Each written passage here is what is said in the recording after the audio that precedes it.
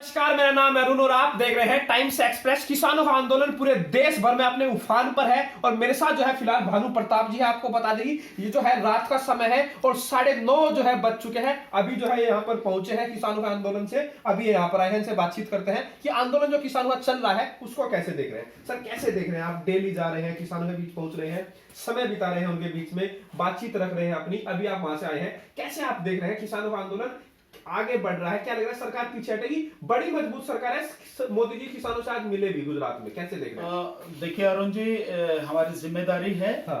क्योंकि जब देश का अन्नदाता सड़क पर है और वो केवल अपनी नहीं, हम सबकी लड़ाई लड़ रहा है, पूरे देश की लड़ाई, पूरे देश को बचाने की लड़ाई लड़ रहा, तो हम सबकी जिम्मेदारी है उसमें जितनी अपनी भागीदारी ईमानदारी से दे सकते हैं वो देनी चाहिए, होनी चाहिए।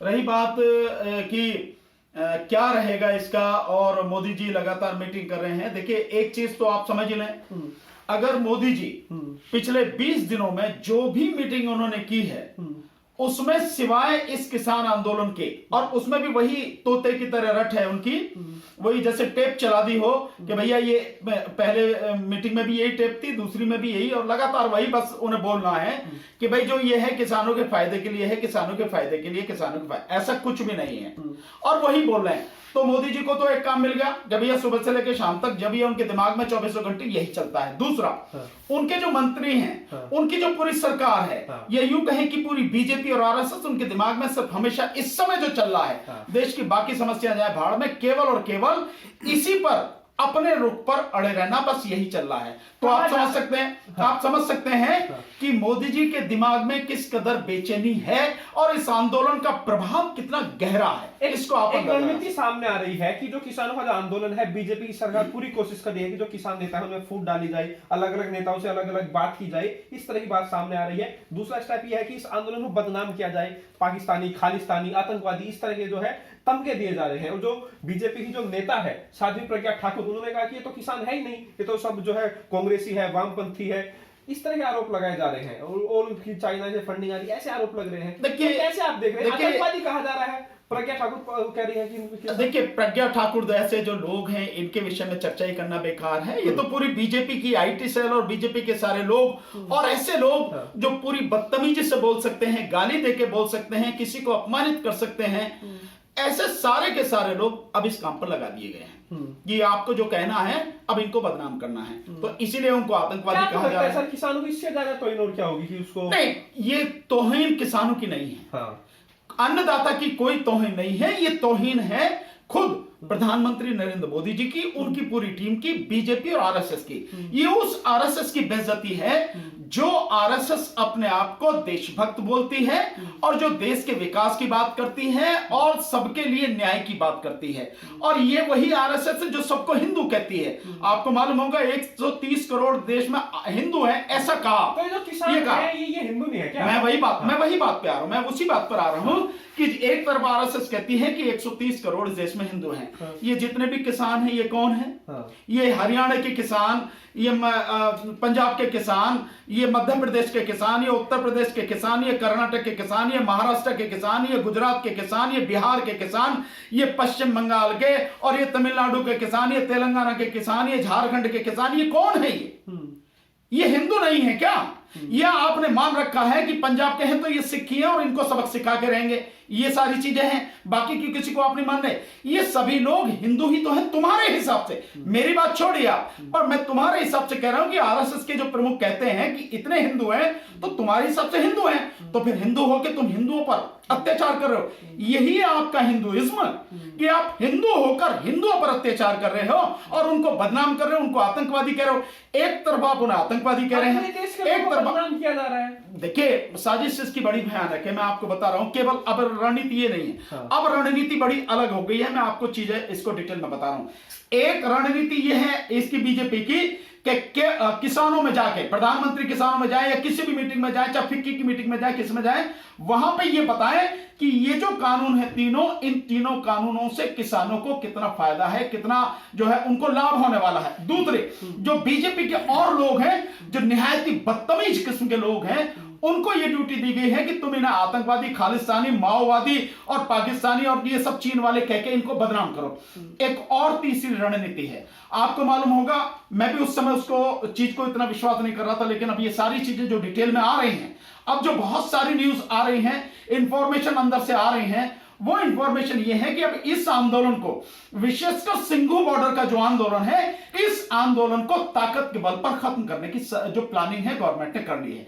इसीलिए 4-5 दिन पहले सेना जो बुलाई गई है, सेना को बुलाया गया है, जो अर्धसैनिक बल है उनका इस्तेमाल किया जाएगा और किसी भी समय, रात के समय हमला हो सकता है, चाहे वो आज हो, कल हो, परसों हो, मैं ये नहीं जानता किस दिन होगा, लेकिन जो गवर्नमेंट के अंदर की प्लानिंग है वो ये सारी प्लानिंग हो चुकी है कि सिंघू बॉर्डर का जो पूरा है, इस सारा जो आंदोलन है, इसको रात में जो गवर्नमेंट के इस समय जो लोग हैं, वहां पे बच्चे कितने, महिलाएं कितने हैं, बुजुर्ग कितने हैं, वहां पे जो नौजवान कितने हैं, कितने संगठन हैं, कौन कौन लीडर हैं, ये सारी जो है आपने भी देखा होगा कि ड्रोन से जो है लगातार वो हो रही है, उसकी जो सर्विलेंस हो रही है, साथ में सैटेलाइट का भी इस्तेमाल किया जा रहा है और ये पूरी योजना बन चुकी है।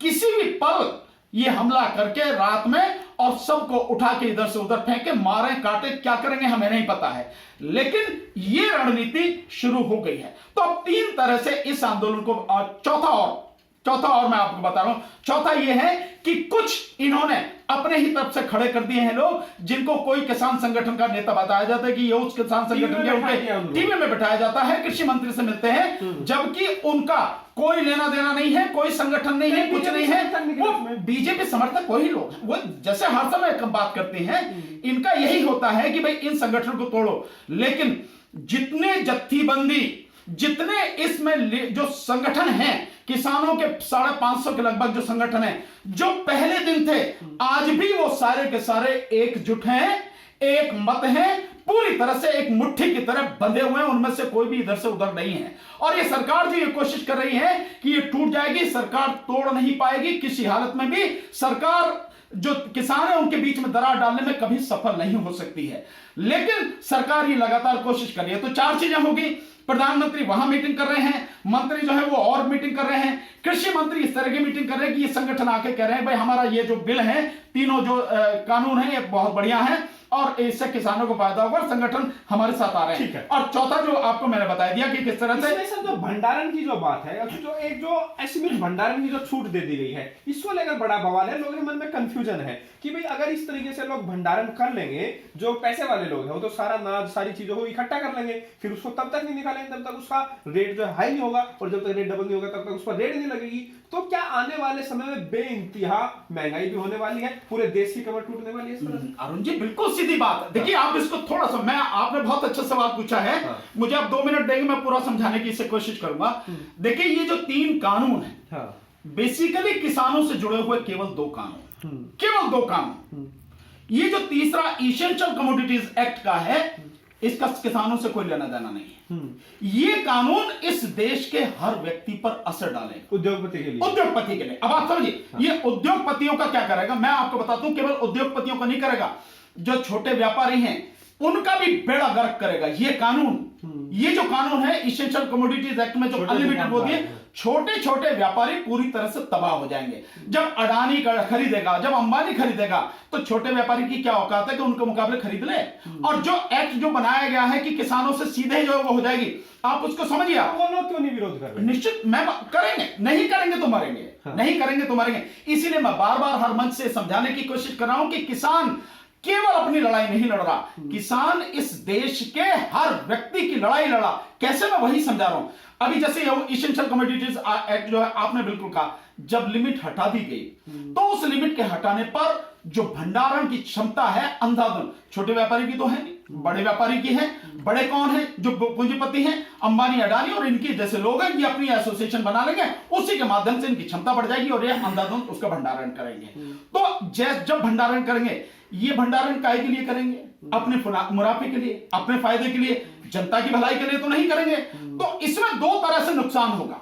एक, भंडारण हो गया, बिजनेसमैन ने, जो बड़े बड़े पूंजीपति, उन्होंने भंडारण कर दिया। दूसरा, जब मार्केट से सारा अन्न ही खरीद लिया पूंजीपतियों ने, तो जो सरकार पीडीएस सिस्टम के लिए खरीदती है अनाज, वो अनाज कहां से आएगा? इसका मतलब यह हुआ कि पीडीएस सिस्टम खत्म हो गया। तो जो सब्सिडी देखती है किसान और मतलब उनको गरीबों को जो अनाज देने वाली बात है, तो वो भी खत्म हो गया।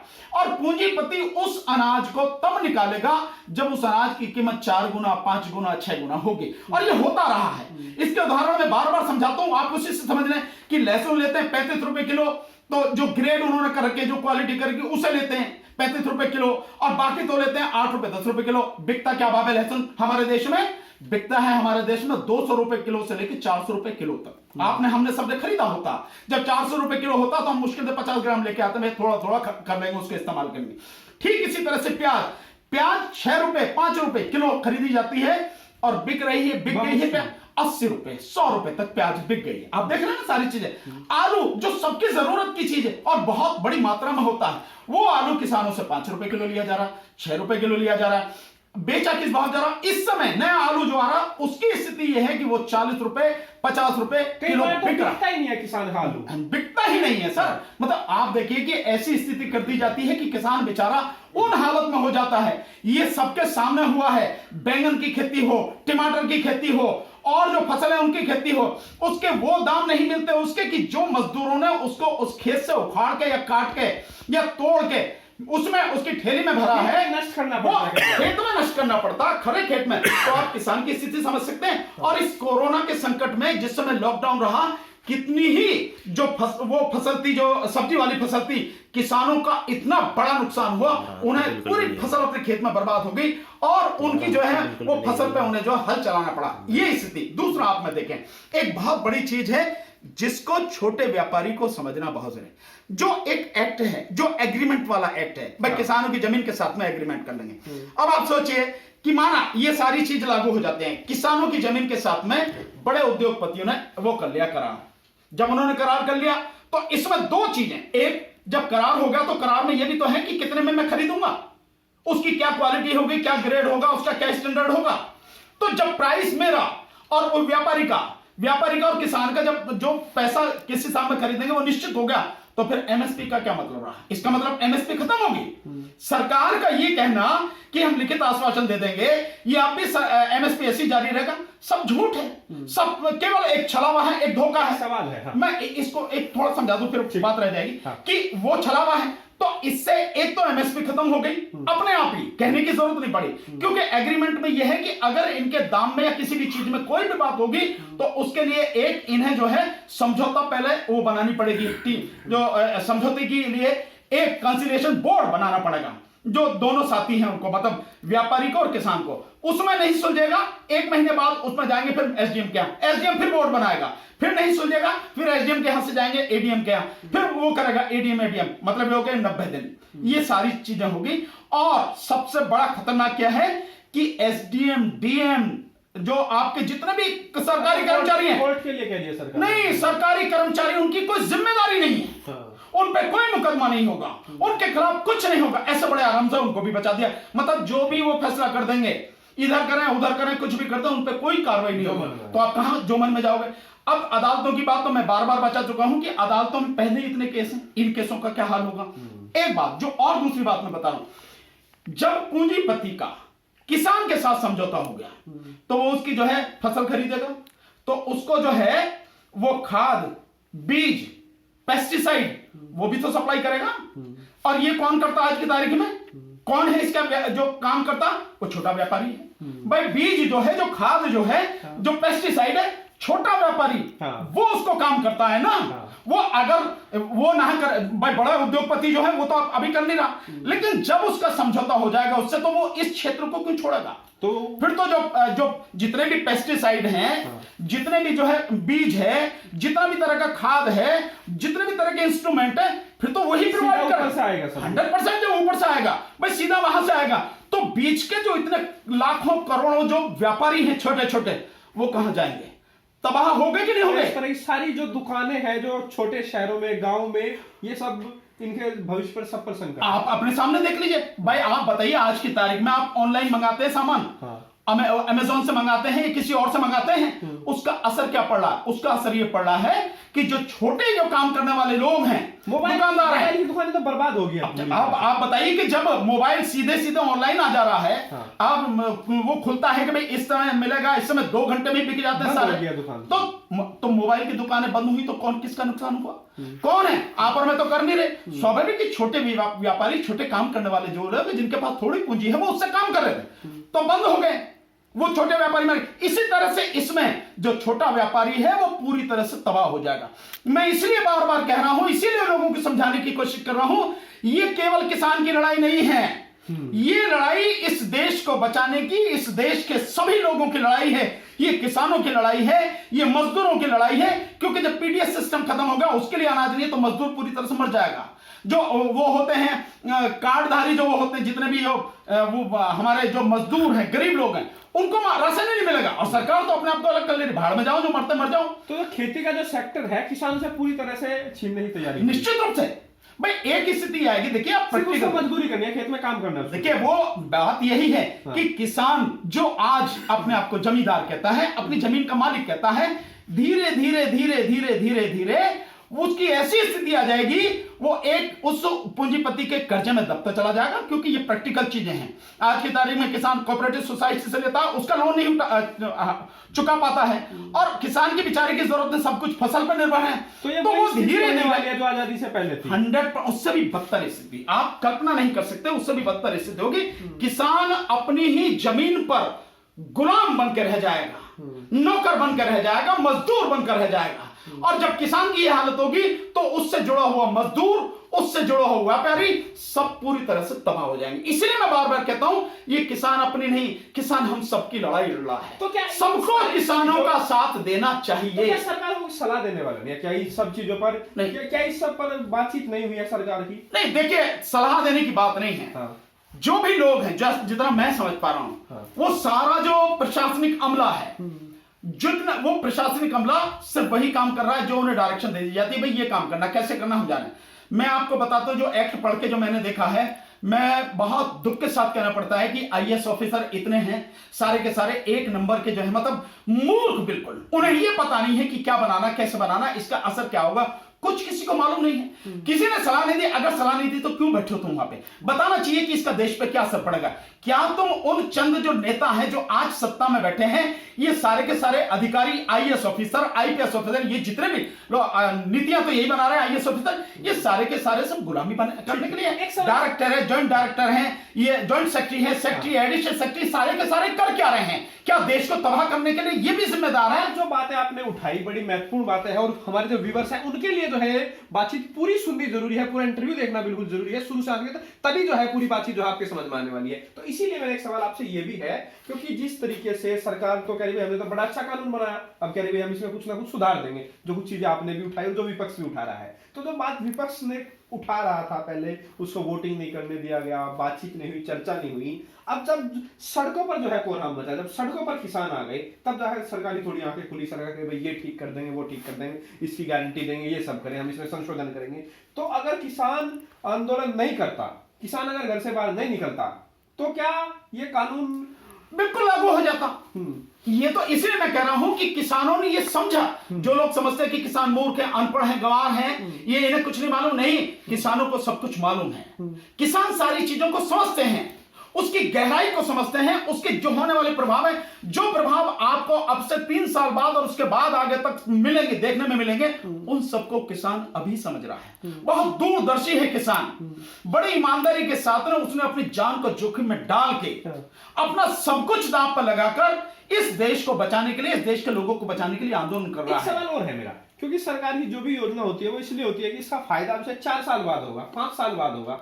तो जो योजनाएं है वो अब के लिए है, वो 4 साल बाद के लिए है। तो ये क्योंकि नोटबंदी के दौरान भी कहा गया, जीएसटी के बाद के लिए भी कहा गया, इस किसान आंदोलन के दौरान भी यही कहा जा रही है, जो कानून है इसके फायदे आने वाले समय में मिलेंगे, किसानों की आय दुगनी होगी, 2022 में होगा, आने वाले समय में किसानों के जो फसलें हैं वो हाई रेट पर बिकेगी, कंपटीशन हो जाएगा, खुला मैदान हो जाएगा, कोई कहीं भी बेचे। तो अब के लिए कुछ नहीं है क्या? सब बाद में ही होगा क्या? और क्या जो नोटबंदी जीएसटी का हाल हुआ है, क्या वही हाल इस कानून का होने वाला? देखिए, मैं आपको मैं बताऊं दिक्कत क्या है अरुण जी। सबसे बड़ी बात यह है इस देश की बहुत बड़ी आबादी जो है अनपढ़ है, नंबर एक। दूसरा, इस देश की बहुत बड़ी आबादी अंधविश्वास में डूबी है। धर्मांध इतने हैं कि धर्म के नाम पर आप उसे कुछ भी कह दीजिए, आंख मीचकर उसको जो है उसकी जांच पड़ताल किए बिना जो है उसको मान लेती है। अगर कोई ईश्वर है और हम ईश्वर की संतान हैं, ईश्वर हमारा पिता है, तो क्या ईश्वर ये चाहता होगा कि उसकी जो औलाद है अपनी बुद्धि का इस्तेमाल ना करे, मूर्खतापूर्ण तरीके से ही काम करता रहे, बिना जाने सोचे समझे जो है जो भी चीज हो उसे मान ले? मैं समझता हूं कोई पिता अगर होगा तो वो अपनी औलाद को ये चाहेगा कि मेरा बेटा जो बुद्धिमान हो, मेरा बेटा प्रखर बुद्धि का हो, हर चीज को जांचे समझे और सारे रास्ते निकालने की उसकी क्षमता हो। तो धर्म के नाम पर जिस तरह से लोगों को मूर्ख बनाया गया, धर्म के नाम पर जिस तरह से अंधविश्वास में ढकेला गया, इस देश के अधिकतर संख्या में लोग उसी धर्म की जो है गिरफ्त में बुरी तरह से हैं और वो सोचने को तैयार नहीं है कि सरकार कर क्या रही है और ये जो सारे इसकी चीजें हैं इनका कितना दूरगामी प्रभाव पड़ना है। इसी तरह से क्योंकि लोग अनपढ़ हैं, अनपढ़ होने की वजह से उनको पता ही नहीं है कि क्या तुम्हारे भले के लिए है और क्या तुम्हारे नुकसान के लिए है। इसका नतीजा ये होता है कि जब आपको ये पता ही नहीं है तो सरकार जो चाहे करता है और सरकार इसी अज्ञानता का, इसी अंधविश्वास का फायदा उठा रही है और लगातार ऐसे काम कर रही है कि 4 साल बाद, बात यह होनी चाहिए कि हम 4 साल बाद की बात कर रहे हैं, 4 साल बाद की नहीं, काम हम आपके लिए करें और अब से लेके आने वाला जो कम से कम 50 साल का, ज्यादा भी नहीं तो 50 साल का समय ऐसा हो कि 50 साल की स्थिति क्या हो सकती है उसके लिए साफ हो जाए। पर सरकार ऐसा कुछ भी काम नहीं कर रही। सरकार जो काम कर रही है वो केवल लोगों को गुमराह करने की बात कर रही है। जैसे 2022 तक जो है किसानों की आय दुगनी कर देंगे। क्यों 2022 तक क्यों करोगे? अभी कर सकते हो इसी पल। अगर सभी 5 ट्रिलियन सर इसी वही मैं कह रहा हूं कि 5 ट्रिलियन हो जाएगी आय। 5 हो गए क्या? 5 ट्रिलियन की तो बात छोड़िए, 2 ट्रिलियन भी नहीं रहेगी अब तो। सवाल ये है क्या सारे काम 2022 में होंगे? एक जो बेघर है उनको भी घर 2022 में। देखो ईमानदारी की अगर बात आप मेरे से पूछो, इस देश में अब काम तभी होगा जब इस देश से प्रधानमंत्री मोदी और उनकी सरकार को उखाड़ के फेंक दिया जाएगा और कोई नई सरकार आएगी, अच्छे लोगों की सरकार आएगी, अच्छे नौजवान ज्ञानी गुणी जो पढ़े लिखे साथी हैं उनकी सरकार आएगी, देश के लिए समर्पित देशभक्तों की सरकार आएगी और वो पूरी तन मन धन से रात दिन एक करके इस देश को सजाने और संवारने की, इस देश को बनाने की कोशिश करेंगे। ये तभी होगा, मोदी जी के राज में कुछ नहीं होगा। मोदी जी ने तो पूरे देश का अब जो हालत हो रहे हैं वो देश की जनता को पूरी तरह से तबाह करने की, देश की जनता को मारने की वो कोशिश में लगे हैं। मैं आपको बताऊं जो जिस एजेंडे के तहत, मैंने बार बार कहा है, लोग मानते नहीं, कुछ हिंदू साथी जो हैं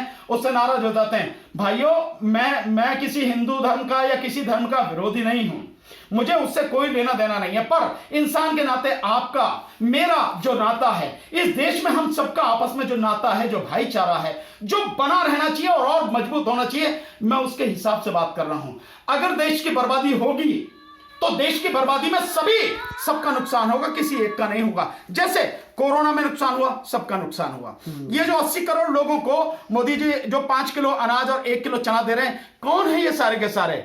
आपके हमसार तो ये सारे हिंदू हैं, तो हिंदुओं को आपने भिखारी बना दिया, यही हुआ ना।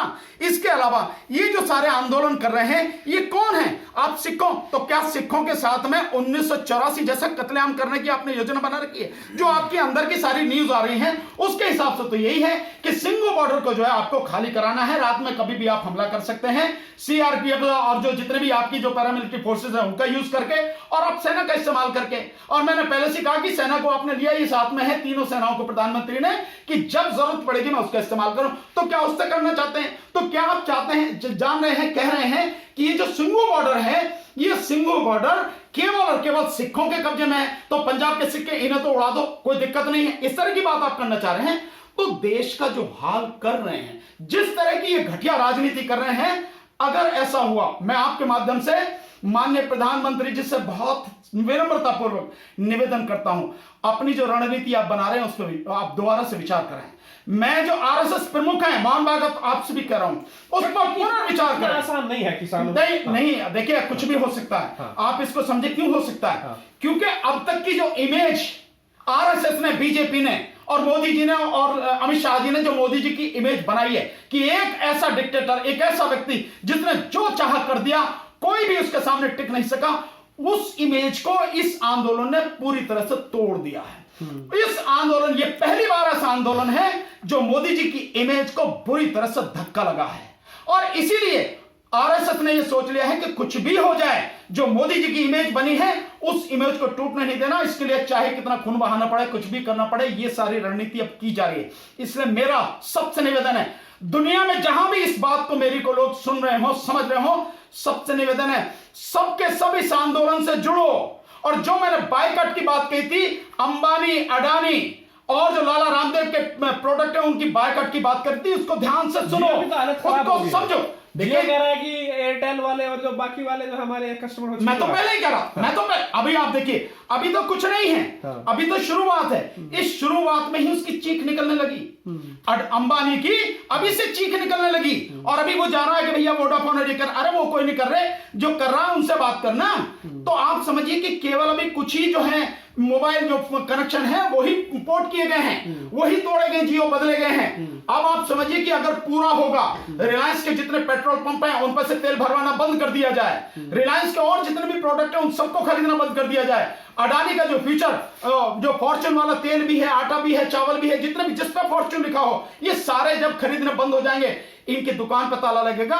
हमें और आपको कहने की जरूरत नहीं है, यही कहेंगे मोदी से कि भैया इसे सब बंद कर, हमें नहीं क्या चाहिए। इतना सब के बाद आपको लग रहा है कानून वापस होंगे? क्योंकि किसानों की तो बात एक ही है कि भाई कानून ही वापस हो। दो ही चीज है। हाँ। देखिए मैं बार बार कहता हूं, अगर सद्बुद्धि माननीय मोदी जी को और उनकी पूरी टीम आरएसएस को आ जाए तो उन्हें तत्काल इन तीनों कानूनों को वापस लेना चाहिए और एमएसपी को कानूनी दर्जा देना चाहिए। अगर नहीं देंगे तो फिर दूसरा यही है कि यह सरकार उखाड़ के फेंक दी जाए। ठीक है। और एक चीज, हाँ। और इसमें जिस तरह की वो चाल चल रहे हैं, खून खराबा भी हो सकता है। जिस तरह की सरकार ने, क्योंकि सरकार ने सोच लिया है कि वो ताकत के दम पर इस आंदोलन को खत्म करेगी। अगर ताकत के दम पर जो बेगुनाह लोग हैं, निर्दोष लोग हैं, जो निहत्थे लोग हैं, जो केवल अपने संवैधानिक मांगों के लिए शांतिपूर्वक आंदोलन कर रहे हैं, अगर आप उन पर जबरदस्ती सारे करेंगे, उनको मारेंगे, ये कहां का न्याय होगा, कहां कठिन। आखिरी सवाल ये है जो आपने बात कही कि एमएसपी पर कानून बना जाए, इसको लेकर सरकार कह रही है कि जो प्राइस है उसको कंट्रोल नहीं किया जा सकता है। पूरी दुनिया भर में अब मामला ऐसा ही चल रहा है, प्राइस को कंट्रोल नहीं किया जा सकता। इसीलिए क्योंकि अगर बात की जाए कोई भी फसल है, अगर उसका एमएसपी दिया गया 2000 रुपए क्विंटल, उसमें कोई नमी है, कोई दिक्कत है, तो अगर उसको लेकर कोई व्यापारी या कोई भी व्यक्ति उसको नहीं लेता है 2000 में, तो इसका मतलब फिर उसको 1 पैसे में भी नहीं लेगा। अब तक होता है 100 रुपए 200 रुपए कम में ले लेता है, अगर वो उसको कम में लेता है तो उस पर है जो है कानूनी कार्रवाई हो जाएगी। और फिर से सरकार यही करेगी, किसानों को नुकसान होगा क्योंकि उसकी फसल बिकेगी नहीं, अगर उसमें थोड़ी नमी होती है, कुछ दिक्कत आती है। इस तरह की बात कही जाए। अरुण जी, ये सिर्फ सरकार झूठ बोलकर, गुमराह कर कर अपने आप को बचाना चाहती है। ऐसा कुछ नहीं है। सरकार चाहे और हो नहीं सकती। क्यों नहीं हो सकता है? सरकार जब जो उद्योगपति हैं उनको 5 लाख रुपए पर ईयर का, हर साल का टैक्स में छूट दे सकती है। होता नहीं है? 5 लाख करोड़ हर साल का, 5 लाख करोड़। इसके अलावा सरकार उनका जो कर्जा है, उनके कर्जे को माफ कर देती है।